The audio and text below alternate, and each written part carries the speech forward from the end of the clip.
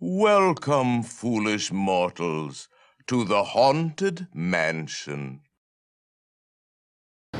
Here we are standing out in front of the Haunted Mansion in Florida, and while the shows inside are very recognizable one with the next, the exterior greatly differ from park to park. And here in Florida, the original design called for kind of a continuation of the Liberty Square kind of colonial architecture, kind of a grand manor house from the colonial period. But it was ultimately decided very late in the game, it was just maybe a year and a half before the opening, and the ride was already under construction, that the facade really needed to speak to the guests and say haunted. So it was taken again from the architects and given to Claude Coates, whose background was cinema and film.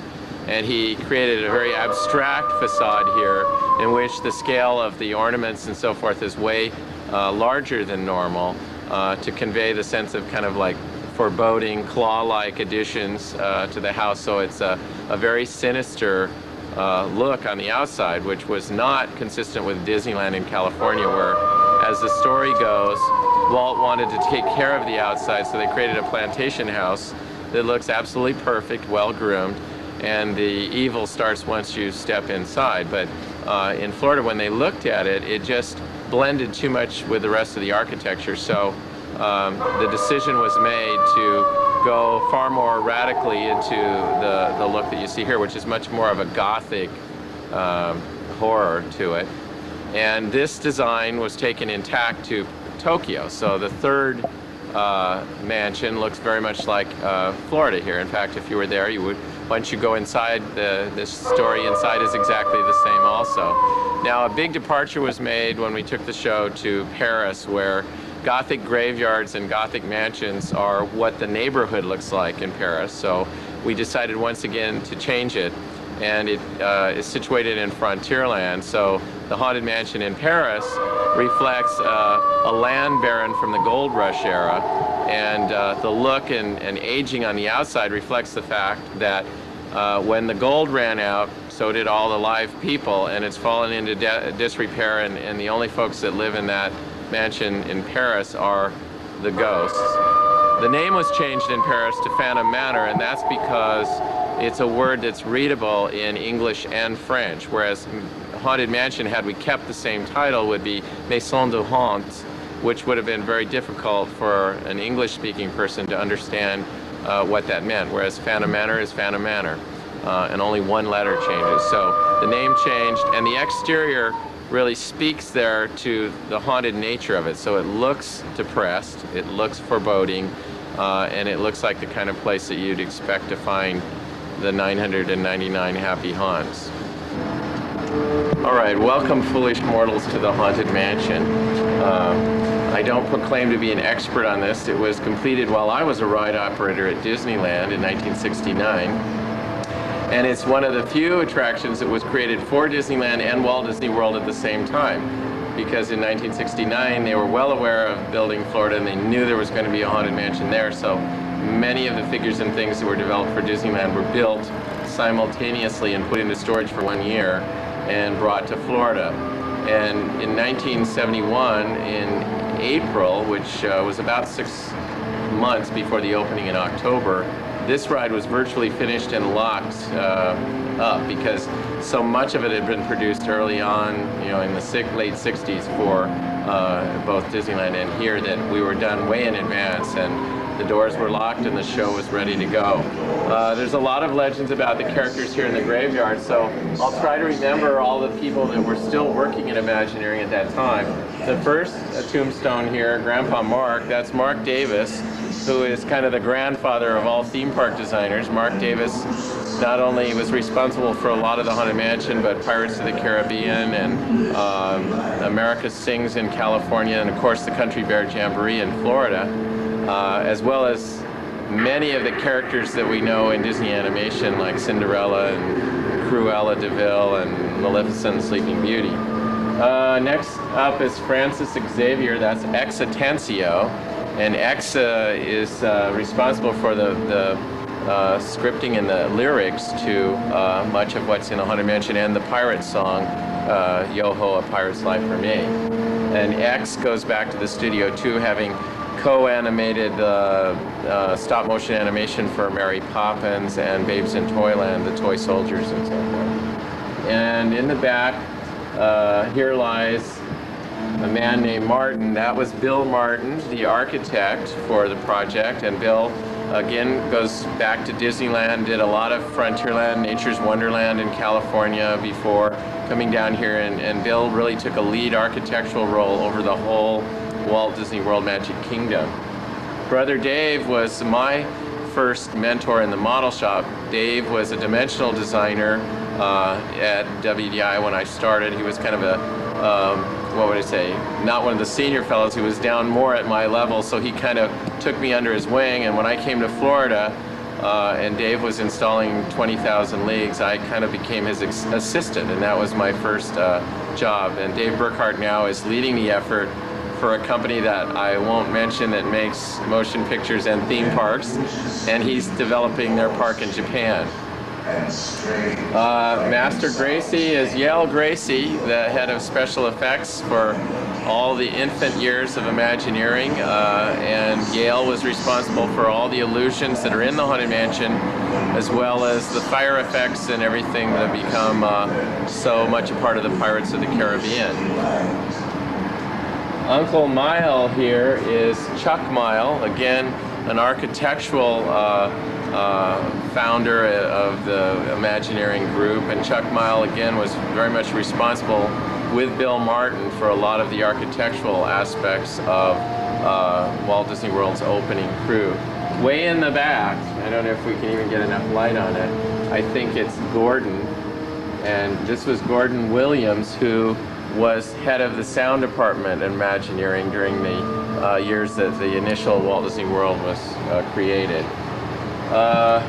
Cousin Hewitt was Ralph Hewitt, and Ralph was a show set and illustrative type person, again with a good studio background, and Ralph did a lot of the set designs and so forth inside the show. Wathel, our bender, is of course Wathel Rogers, who's a veteran of all things Disney here in the beginning years. Wathel pioneered the development of audiometronics and did much of the programming for all of the attractions here in the Magic Kingdom. Good old Fred. Again, Fred was one of the original Imagineers. This is Fred Jurger. And Fred Jurger, Harriet Burns, and Bob Sewell started the model shop with Walt Disney with about 5 other employees. That was all that Walt Disney Imagineering, which was called WED, W-E-D at the time, literally they were the pioneers, and they did all the very first things that went into Disneyland. And Fred stayed with Imagineering through the development of Epcot. He's now retired, but he's a wonderful man that is responsible for all the miniatures that made up the models that became the guides for these attractions.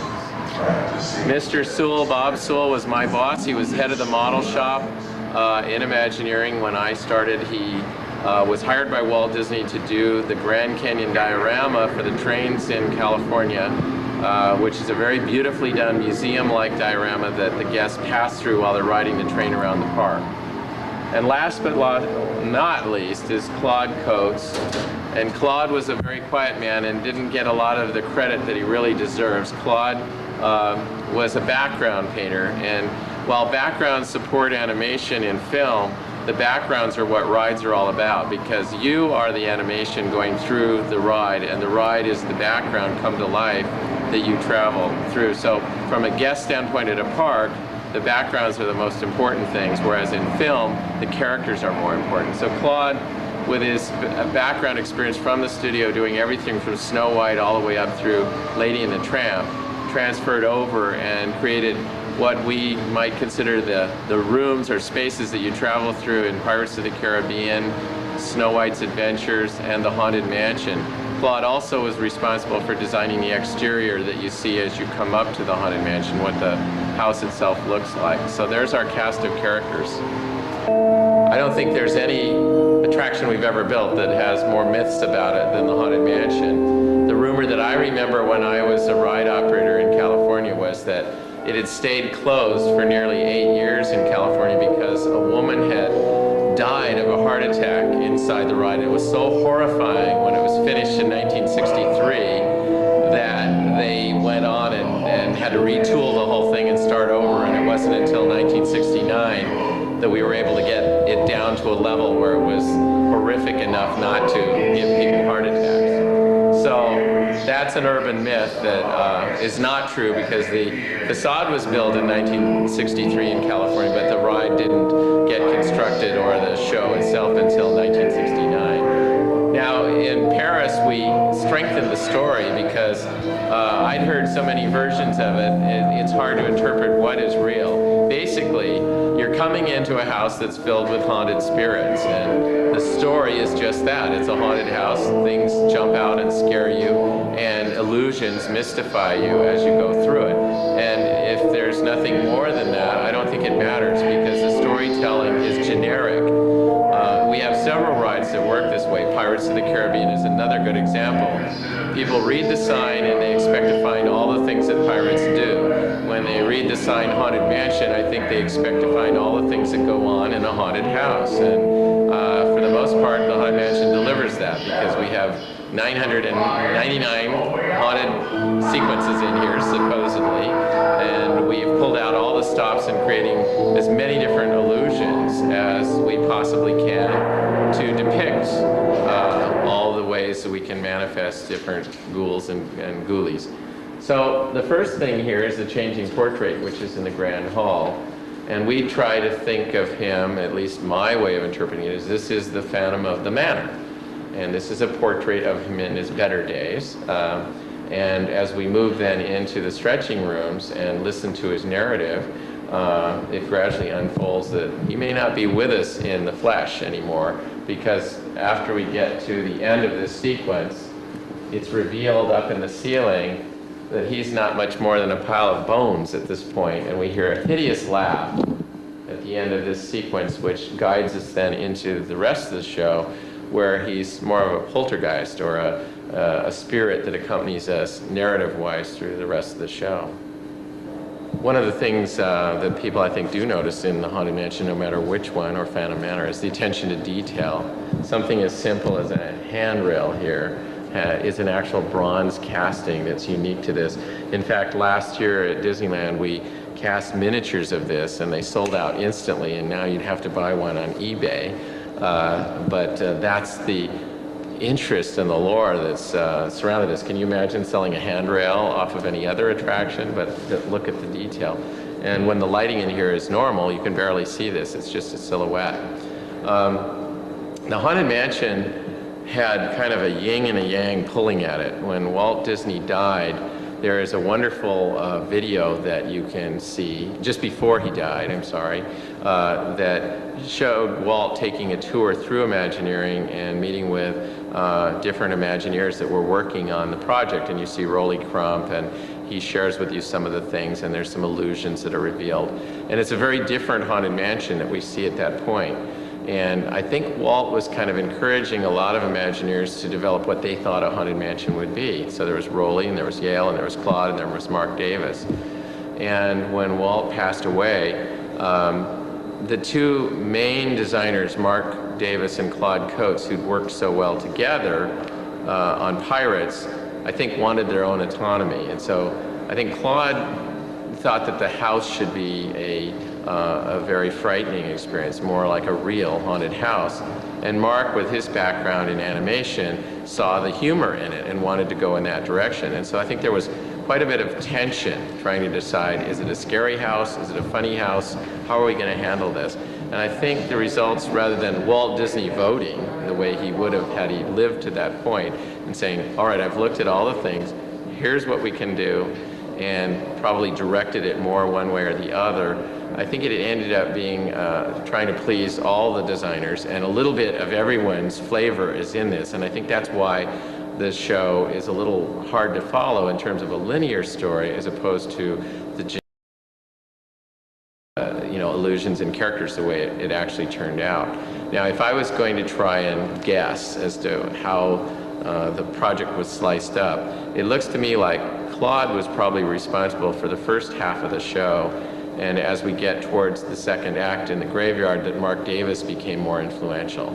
So, and this is just speculation on my part, I would think that while they both worked on the whole thing, the influences of Claude are more noticeable in the front half through the attic, and then clearly Mark Davis is responsible for the content in the graveyard.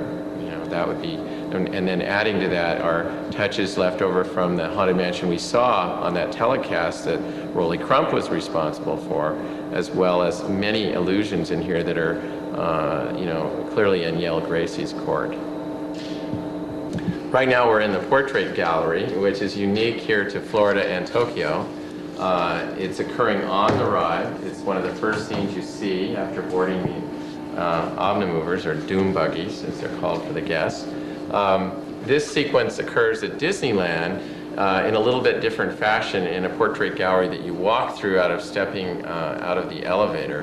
And I might say elevator literally in California, because you do descend in the experience from the level of the park to an underground experience that takes you out from the park under the train tracks and into the show. Whereas here in Florida, because we're built on a basement, the elevator sequence is actually a rising chamber that goes up and the guests stay level, but the illusion is that you're going down. So it works pretty well in conveying the same effect that California gets by actually taking guests down. After they come out of that in California, they walk through the portrait gallery and through the moving busts down at the end, and then board the cars. But both of those effects work a lot better while your attention is kind of focused in a car like this. So it was decided after doing Disneyland that we would put it in an area where as you go by you see the paintings and the characters in sculpture move, because you're actually moving by them. In California, sometimes they're overlooked because you're walking down the corridor talking to your friends and you don't notice the movement as much. So you get a better effect here, and I think these two scenes add a couple minutes to the running time of the ride and flush it out a little bit better. Now, oddly enough, in Paris, we went back to the Disneyland track because once again, we actually use it as an elevator to take people down and out of the park under the railroad. So all of them are different, original concepts, and so is the Gypsy Woman, I believe. But the rest have been created here, and I don't think they reflect the subtleties of Mark's designs. They're a little bit less refined than those particular pieces. I believe that Mark may have done the original sketch for the Sea Captain, but the painting there, I don't believe was directed by Mark. This is part of the original storytelling for the show. This is the Sea Captain, and the first Yale Gracie effect that I've heard many people recount seeing this was of a sea captain in a walkthrough show. So before they came up with omnimovers and boats, they had decided you'd walk through the Haunted Mansion, and you went into a chamber and the wind blew the doors open on the back side while the guests were standing watching this. And in came a boat with the sea captain who told the story of the Haunted Mansion. And as he did, he began to dissolve, and the puddle of water that flooded the floor dries up, and at the end there's just a few little globs of liquid where the sea captain stood originally at the start of the scene. And I guess it was quite chilling. Everyone said that saw it, just said it was absolutely amazing. But it took about 2 minutes for the action to unfold, where the doors opened and the sea captain came in, and the little story that set it up. Well, you can imagine if you had 10 guests and they had to stand in space and watch that for 2 minutes, your capacity for the day would be about 300 an hour. Well, you know, that just doesn't work in the park. So when the invention of this device came about, the whole thing was changed. And all that exists from that story is this painting, which was done from the original storyboard sketches of that sequence for the original show. As you can see in this video, as you move by at a controlled speed, you get quite an illusion of dimensionality out of this bust, like it's following you. And the reason that we put it here on the ride where the cars go by is it makes each guest focus on that because you can't look anywhere else. And so a lot more people get the illusion here than we did in California, where we get to walk by it and you may not be paying attention. This is the third of the rooms that's unique to this show. Just after this experience is where the Disneyland show starts. This is the music room, and we thought this was so good that we recently installed it in Disneyland, but because we did not have this space, we had to put it up in the attic. So later on in the walkthrough, I'll show you where the piano sequence has been added to the Disneyland show. Now, once again, the silhouette here performing the piano solo is apparently the Phantom of the Manor that we saw out in the beginning, and is also up in the belfry in the stretching room, and we assume that this is the same character here playing the ghostly tune that's banged out on the piano. This is the first scene after boarding your vehicle in California, and it occurs now as the fourth element here in Florida.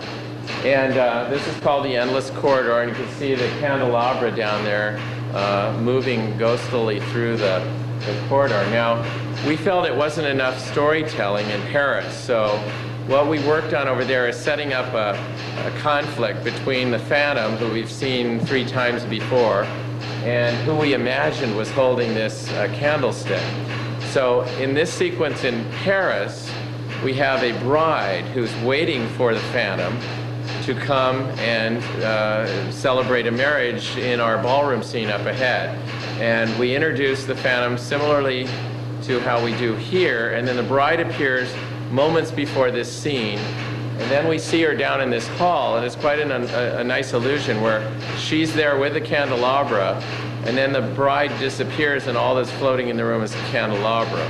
So we added kind of some punch to this scene. Ooh, this cover is covered with spit. Okay.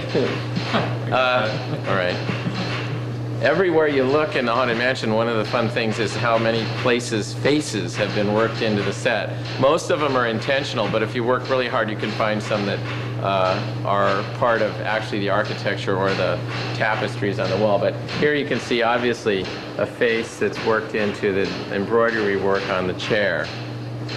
And we'll go down here where I think the most famous face sequence is the wallpaper in this sequence, where every bit of the design is literally, you know, ghouls and beasties looking at you. When I'm asked, well, count out the 999 happy haunts, we're going to come up short if we're talking about audio animatronics and illusion. So then I tell everyone, well, have you counted all the faces in the wallpaper? And they go, well, no. And I said, okay, there's your 999.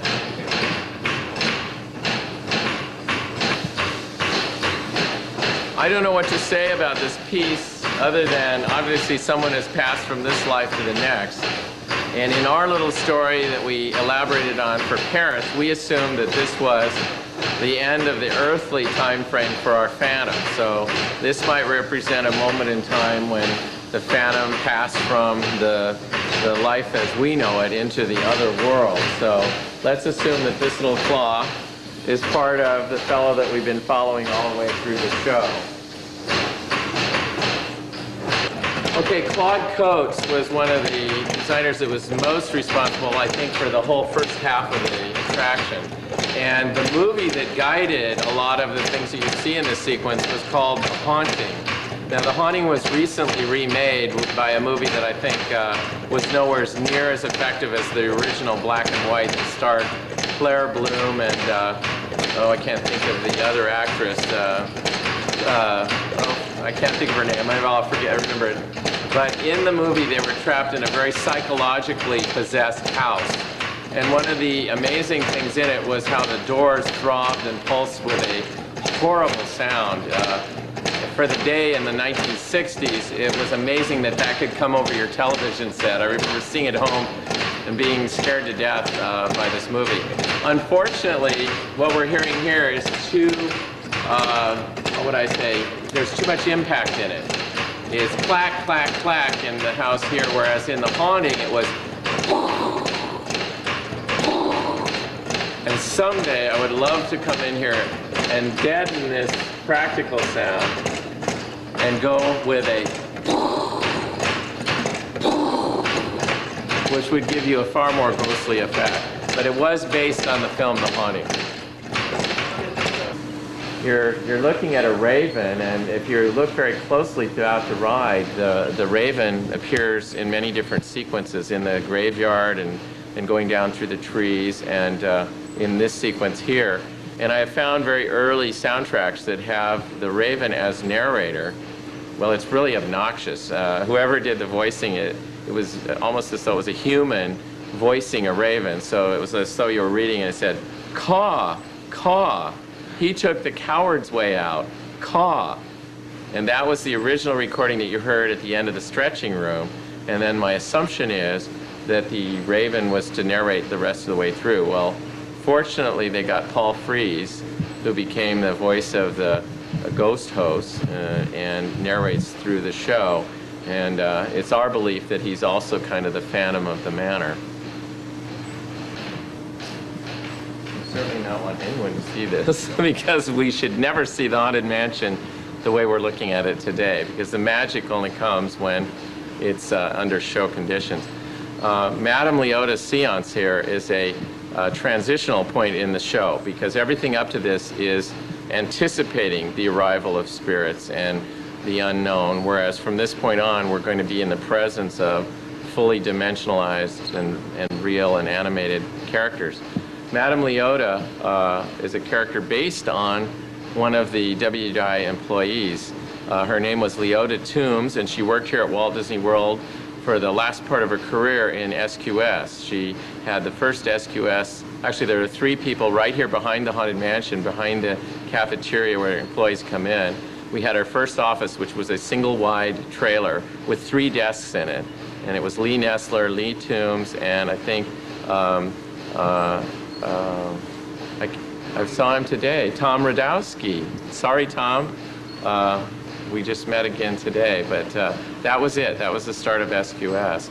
And so Leota was asked, because she had a very beautiful face, to take this role in which she was strapped into a very rigid harness and made to deliver the lines, you know, with ghoulies and ghosties from Last Halloween, awaken the spirits with your tambourine, and so forth. And she did it many times, and they loved her facial actions, but they wanted a more frightening voice to accompany it. So they got Eleanor Audley, who'd done the voice of the Queen of Hearts and Maleficent, and excuse me, not the Queen of Hearts, Maleficent, and many other very frightening roles. I know that's the one that's my favorite. I'll think of some of the other ones. And Julie Harris was the lady that was in the original Haunting, by the way. Things come back. And so Leota recorded the visuals, and then Eleanor Audley matched to her visual take. And I say it's a transition because as Madame Leota summons the spirits here, you know, we go from a thing where we just kind of allude to the characters to the grand ballroom just beyond this, where they actually come to life. And so let's head on down and take a look there. Well, here we are in the centerpiece of the Haunted Mansion, no pun intended. This is the ballroom, and normally you'll see this table filled with all kinds of spirits that materialize before your eyes. Directly behind me, there are 4 or 5 couples waltzing away while the organist at the end of the room plays. Of course, you can't see any of those characters today because we violated all the rules in making the magic happen here. So take my word for it. This is kind of the astounding sequence that everybody talks about. Sometimes things that are in front of us every day, like the illusion that makes this possible, that we see every day while we sit at our desks and look out the window, are employed here, but taken out of context, you don't realize how simple something is when it's right in front of your face. So when we say these are ghosts and you look at them, that's what you see as ghosts, whereas when you see it in the real world, in a daily way, you see it as something entirely different that's not magical in any sense, but taken out of context, put into this environment, this is probably the most memorable and talked about illusion. Many people refer to this as giant holograms. I think people say it's a hologram when they can't understand it. It's kind of like voodoo in the old days. Oh, it must be voodoo. Today, everyone says, oh, it's a hologram, and that explains the unexplainable. Well, it's not a hologram.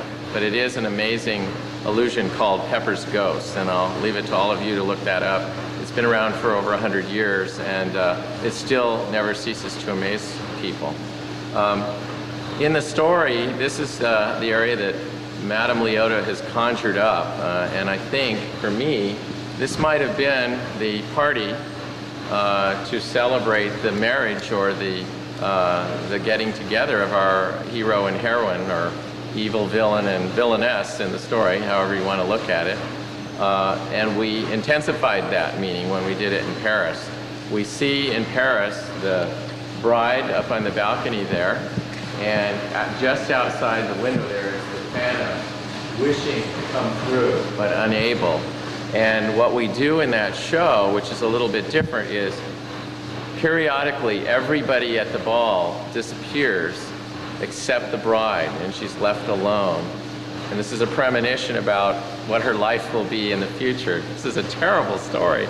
And then everybody comes back, and so they fade in and out, but during that whole thing, our bride is left in the room through the whole experience. So it's a little bit of a premonition for what's going to lie ahead in the attic.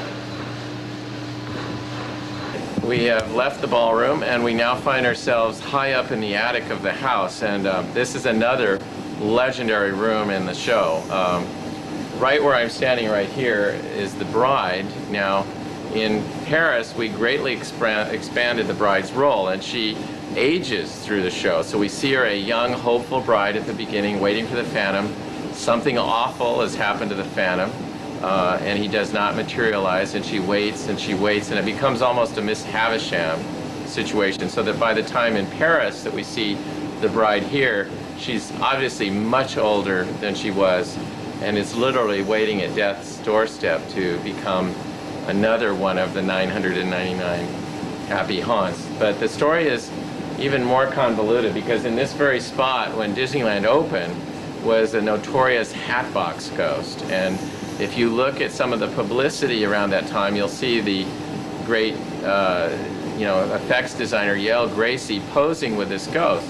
And the way he stood was about like this, and he was kind of a mean guy. And his head disappeared and then appeared in a box that was for holding hats here. So this head came on, and then this one went away. And evidently when they ran this at WDI or WED at the time, it worked great in a controlled room, but here inside of a ride where guests go by and see it from all different angles, evidently the illusion didn't meet expectations. Plus it was really kind of grisly. And so as a ride operator, I was given an opportunity to ride the ride about a week before opening. We were able to go around for 2 hours. And each time we'd get into the seance area, we'd yell across to other friends saying, "Did you see that? Next time look for this," and so forth. And I remember distinctly this is where it was, but before the ride opened, that figure was gone. And nobody knows the whereabouts, none of the molds exist, none of the characters exist. It completely vanished. So the whereabouts of the Hatbox Ghost is to this day a mystery, but I can attest to the fact that I saw it in this very spot originally. Now that begs the question of where was the bride? Well, the bride was directly behind us in the corner over there that's been filled in with junk. Now, because we had an empty space with no storytelling, and if you notice, the Omnimovers points at that particular place in the show with nothing to see. So in California, this is where we put a broken down piano, and we put the Phantom there playing "Here Comes the Bride." And it's a very melancholy dun, dun, dun, dun. And we listen to that, we see him in the top hat, and again the assumption is the Phantom has passed on to the other world and is unable to get back to his long waiting bride. And when we turn around from that, we see, in fact, she has waited a long time. We don't have it in this position. We have her sitting at her makeup table, and the makeup table looks like a skull, and the foggy parts that are covered with cobwebs form the solid part of the skull, and the holes that are still mirror-like form the eyes. So we see her looking into her future, which is death. Okay, we've now come out of the attic onto the uppermost balcony and are about to fall into the graveyard. A lot of people don't understand that we are literally falling off the balcony of the house and down into the graves. But that is in fact what is happening at this point. And from this point on, I mentioned earlier that the ride takes a different attitude, and whether this was the end of one art director's reign and the beginning of another, I'm not sure, but the music changes from very macabre and ghost-like to an almost upbeat syncopation to it here. So there's a dun dun dun dun dun dun dun dun that accompanies the grim grinning ghost song that takes over at this point in the show. Also, from this point on, we're one-on-one with the ghost, so we've more or less passed from the realm of human as a spectator looking at all the ghosts to a point where we're literally involved on left and right and all around with the spirits. If you can turn the camera on the house, this is a very interesting, another question about this story. We're clearly looking at a Victorian home with a shake roof. Okay, here in Florida we entered a Gothic stone structure. In California we entered an antebellum plantation, and in Paris we skirted the whole problem by taking you into a completely different ending.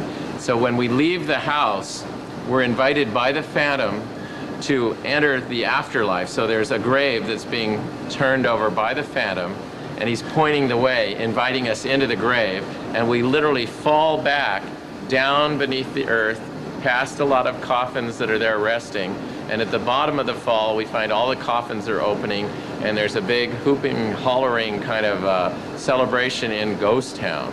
Now we switched it to a Western ghost town instead of a Gothic graveyard, because in Paris we're totally surrounded by graveyards of that ilk. Like Père Lachaise is world renowned as a place that you can go and really get the sense that we have here in this American version of the Haunted Mansion, and it's real. This is where Van Morrison is buried, and there's every night a wake with everybody out there doing every kind of thing you can imagine in a graveyard. It's a very amazing experience to see if you're in Paris. But when we land in our Phantom Manor, in the bottom of this, we come into an area that looks like a little ghost town, and it's come to life with all the spirits in revelry. And we felt that the coyotes bailing at the moon in a Monument Valley kind of setting would be far more appetizing when you play it against the backdrop of Paris than recreating something that they see every day. So this was where the major change in the show occurred, when we changed it from the Haunted Mansion to the Phantom Manor in Paris. This is a classic Mark Davis pose. Mark was absolutely the king of saying everything visually, not having to have any narration. Looking at these two characters, you can tell exactly what's going on. Here we have the graveyard keeper and his very, shall we say, emaciated and frightened dog. And these are reflections of what our emotions are at this point in the show. So the amazement and the shock of what he's seeing and what the dog is cowering from is sort of a way of us in the cars looking at this and anticipating what it is we're going to be involved in seeing a minute later. Well, here in the graveyard, as they say it in the song, the spooks have assembled for a swinging wake. And probably the most talked about element are the singing bus, who are asleep right now. But these characters really brought a whole new dimension to what we could do in animation, and really became a trend after this was introduced. In every direction in here, behind what is known as a scrim, that because of the lighting of the camera makes it the wall appear opaque, the scrim actually creates an atmosphere. It's like fog, and we insert scrims between different layers of sets so that it looks like it's deeper and deeper back into the fog. And it's a very loose-knit material that gives you that dimension. But around us in every direction here are the disembodied spirits from all over the globe. So we have Egyptian mummies and opera singers and gentlemen from England and on around the world. The seafarer is up ahead that you saw in the first painting. And so he did manage to creep into the show here near the end. But I think the assembly here is just to convey all the spirits from the world convening here at the Haunted Mansion for this kind of rousing celebration of the afterlife. Now, if you remember earlier in the excuse me, in the portrait gallery, we saw the sea captain. Well, as I said, he makes a guest appearance here in the afterlife. And you can see him sitting here drinking tea, communicating with all the other poor souls that have fallen victim to this wreck of the hearse behind me. But that's who I believe that character is derived from.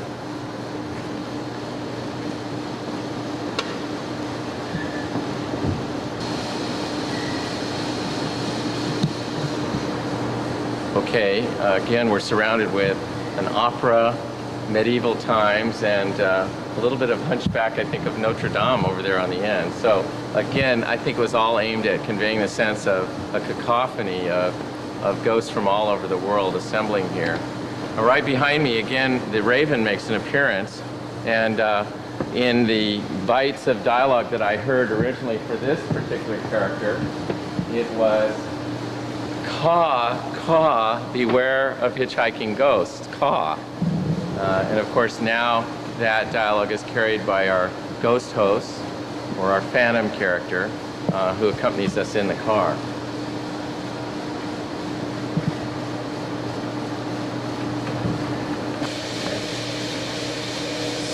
So here are hitchhiking ghosts that were referred to in the narration above, and then the payoff is going to be directly behind us, where one of these three jumps into the car with us.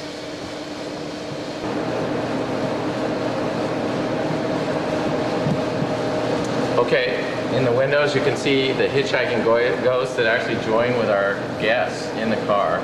And again, a very interesting illusion. Now, we decided once again in Paris that we could make it a little more creepy. When the ghost appears in the car, it's really magical, but you know it's not there because you're sitting in the car. So what we did in Paris, we see the arms coming over the top of the cab that you're riding in and starting to come down on the visitors from above, just out of their sight. So it's much more frightening to think about what you can't see than it is about what you can see. But when all is said and done, I think this is a more magical moment because it's the last scene in the ride in California, close to the end here. And it leaves people with a smile when it's a character that's funny and it's in the car. So perhaps this was the best way, I don't know. We tried to change it. It is different in Paris, but either way, it's really an amazing gag. Up behind me here is the last character in the ride, and this is called Little Leota, and it was voiced and performed by Leota Toombs. Interesting last name.